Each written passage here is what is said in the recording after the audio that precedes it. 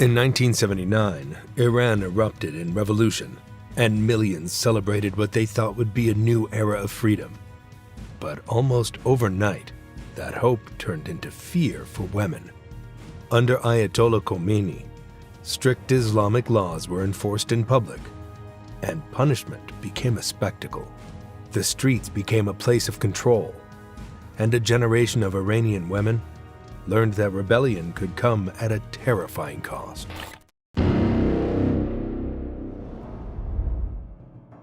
Before the revolution, women in Iran had legal rights that were rare in the region at the time. They could vote and run for office. Women worked as doctors, lawyers, teachers, and civil servants. Some served in parliament and held senior government roles. The family protection law gave women the right to ask for divorce and limited men's ability to take multiple wives. It also raised the legal age of marriage for girls to 18. These laws were not perfect, but they gave women a sense that their lives and choices mattered under the law. But as Ayatollah Khomeini, the first supreme leader of Iran, returned from exile on February 1, 1979, after more than 14 years abroad, he moved quickly to undo many of those changes. Within months, he lowered the minimum legal marriage age for girls from 18 to just 9 years old. He removed women from judgeships and barred them from holding high political office. The new system did not see women as equals in public life. The revolution that had promised justice and dignity was already taking power away from half the population.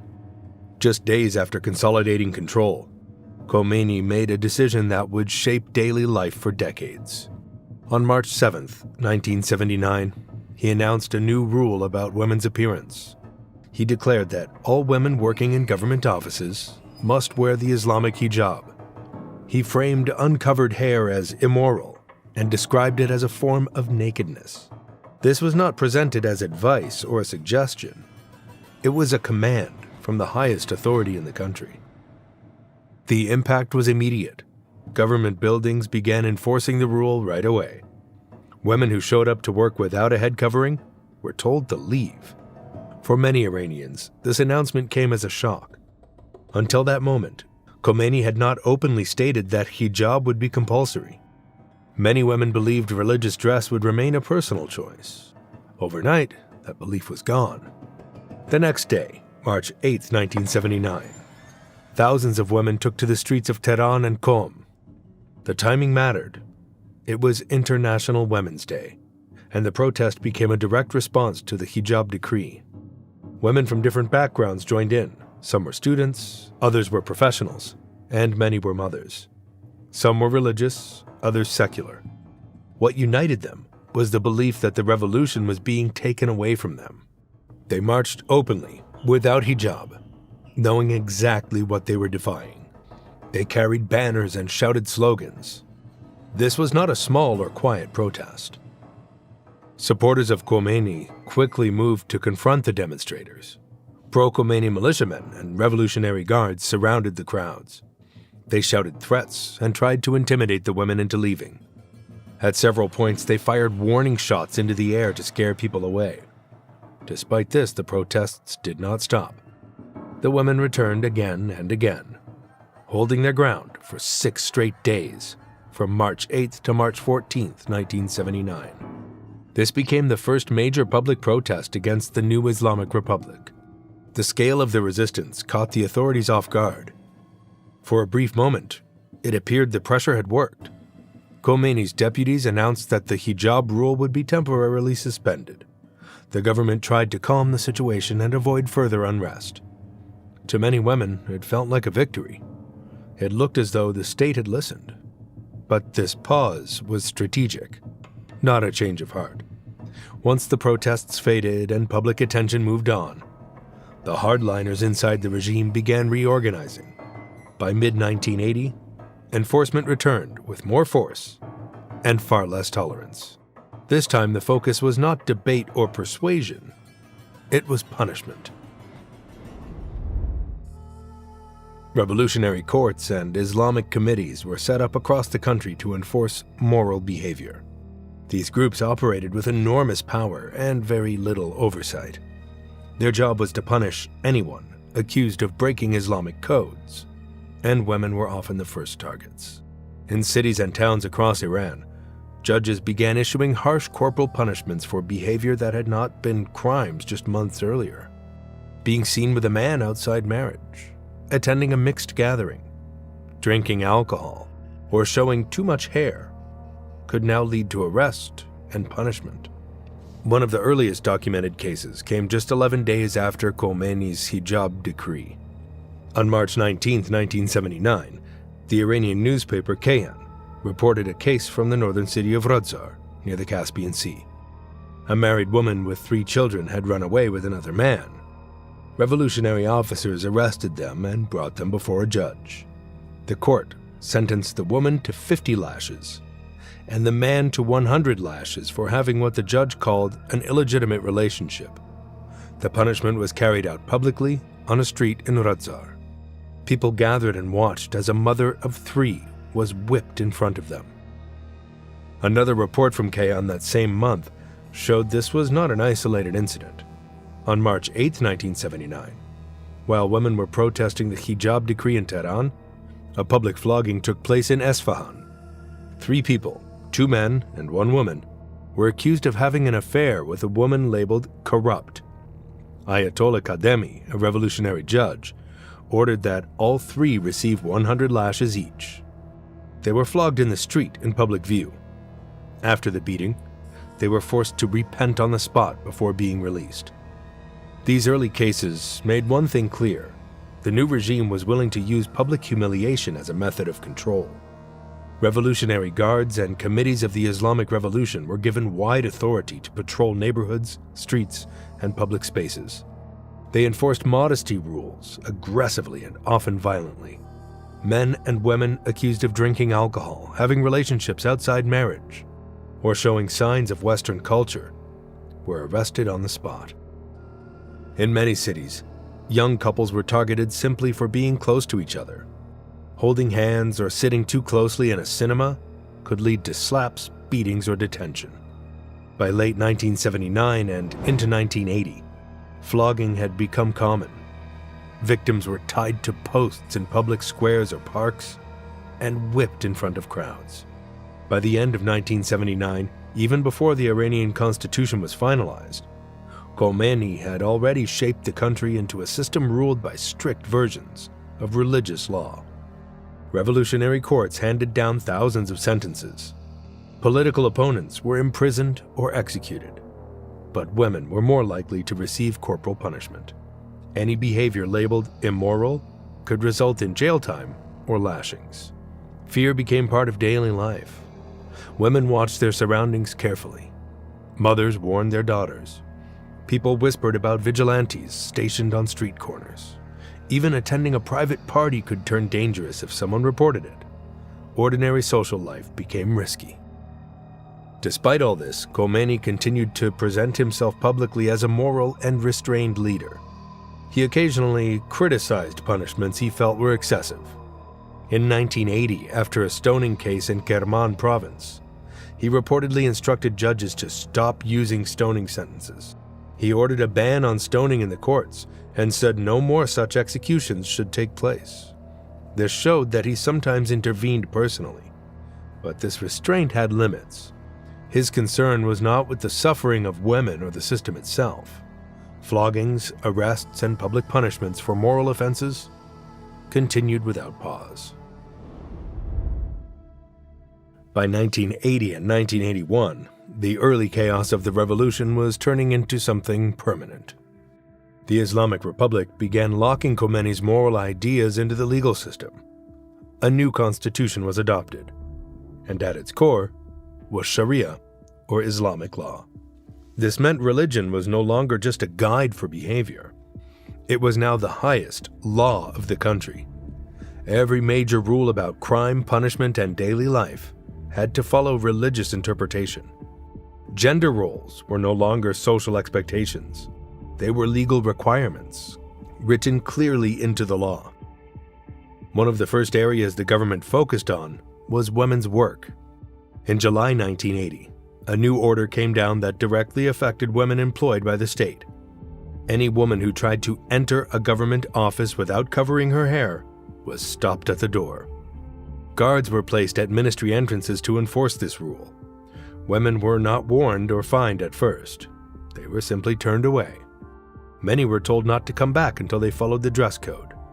For women who depended on their jobs, this was devastating. Refusing the hijab now meant risking unemployment and public shame. The pressure didn't stop there. In 1981, the rule was expanded beyond government buildings. Hijab became mandatory in all public spaces. Streets, buses, shops, and parks were now included. Checkpoints appeared in cities where officers stopped women to inspect their clothing. Compliance was no longer optional anywhere outside the home. What a woman wore now determined whether she could move freely through her own city. By 1983, the government made the consequences unmistakably clear. A new criminal law spelled out punishment for violating the dress code. Under this law, a woman whose hair was uncovered could be sentenced by a court to up to 74 lashes. At the same time, the state fully revived severe Islamic punishments for sexual behavior. Crimes like adultery, fornication, and what the law called moral corruption were treated as major offenses. These charges often carried sentences of hundreds of lashes. In some cases, they could even lead to execution. During the early 1980s, thousands of women and men were sentenced to flogging, especially for accusations related to adultery or corruption on earth. Human rights groups later documented what this meant in real life. Women accused of improper veiling were flogged.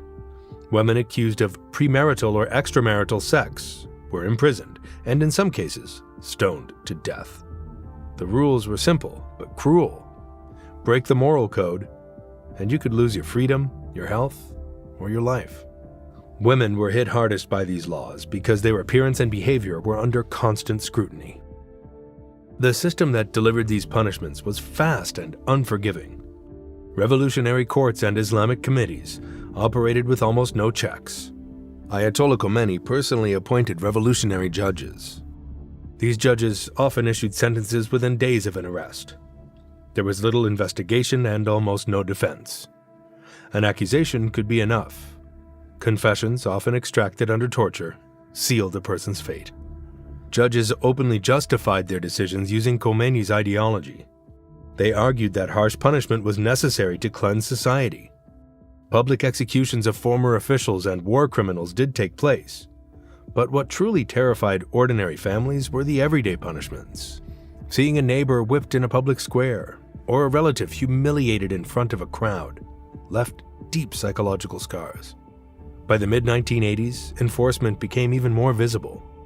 The so-called morality police, officially known as the Guidance Patrol, began operating openly in cities. They were joined by members of the Islamic Revolutionary Committees. Some wore uniforms, others wore plain clothes. This made them harder to identify and more frightening. Their job was to find violations of morality laws, especially bad hijab. Women were stopped on sidewalks and in marketplaces. Officers examined headscarves and coats. If a strand of hair showed, or a coat was judged too short, a woman could be detained immediately. Human rights reports describe women being slapped, stripped, beaten, or dragged into police vans without any explanation. Many Iranian women remember how this fear shaped their daily routines. They stood still at red lights, afraid to move suddenly.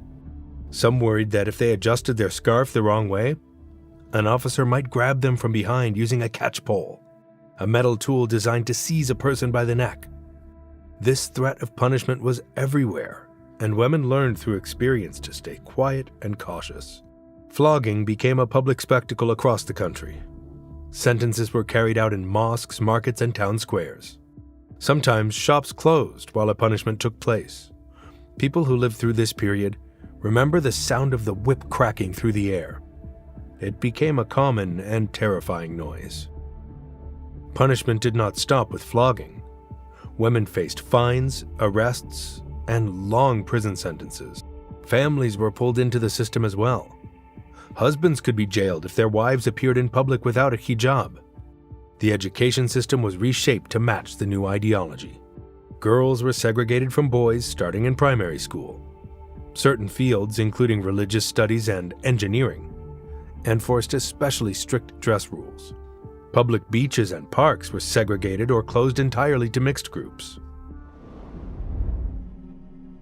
At the same time, stoning quietly returned in remote areas where oversight was weak. In 1986, one of the most infamous cases took place.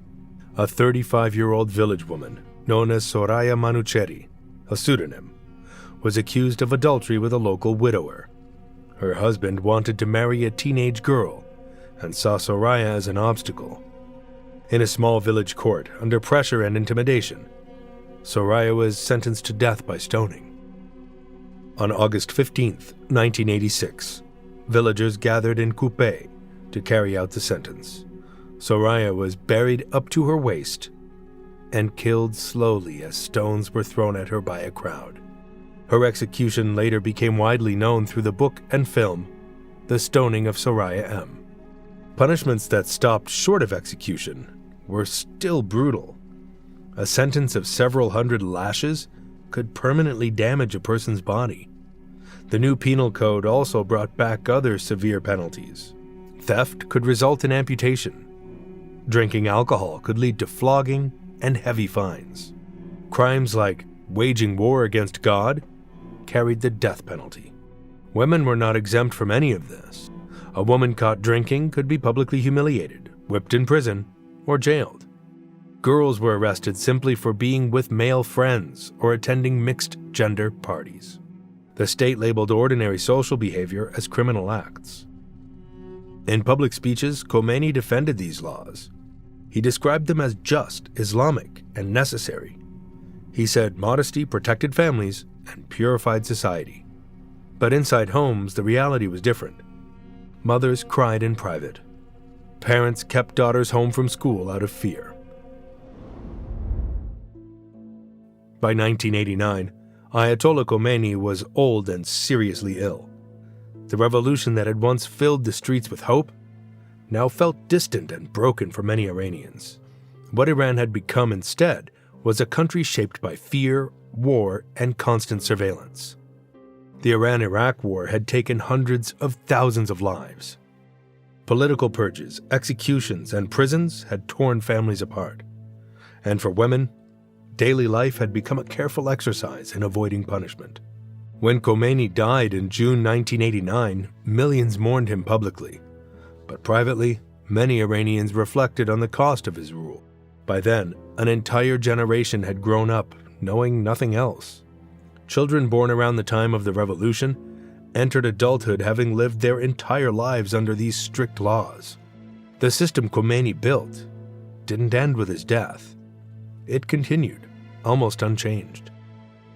The dress codes and morality laws he introduced remained part of Iranian law for decades. The campaigns of the 1980s were not forgotten.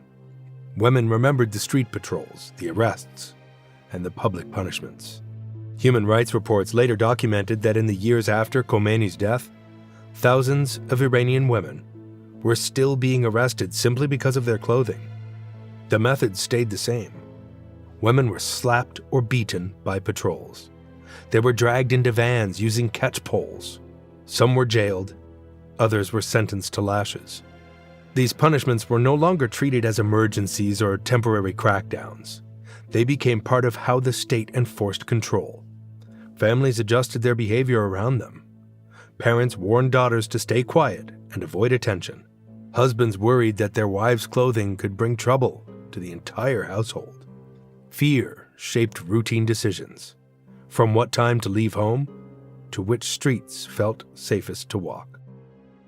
For those who lived through the early years of the Islamic Republic, memories of Khomeini's campaigns still carry heavy emotion. Many recall them with anger, others with deep sadness. Public shaming and violence did not just punish individuals. They damaged trust inside families and communities. Over time, some of Khomeini's harshest policies were softened. Later leaders eased certain rules. International pressure sometimes stopped a public whipping or delayed a harsh sentence. but the core system remained intact. The laws introduced during Khomeini's rule had already done their work. They turned women's bodies into symbols of obedience and tools of political power. What Khomeini left behind was not just a legal system, but a culture of fear built into daily life. For many Iranian women, the shadow of that period never fully lifted. It still follows them, step by step, through the streets.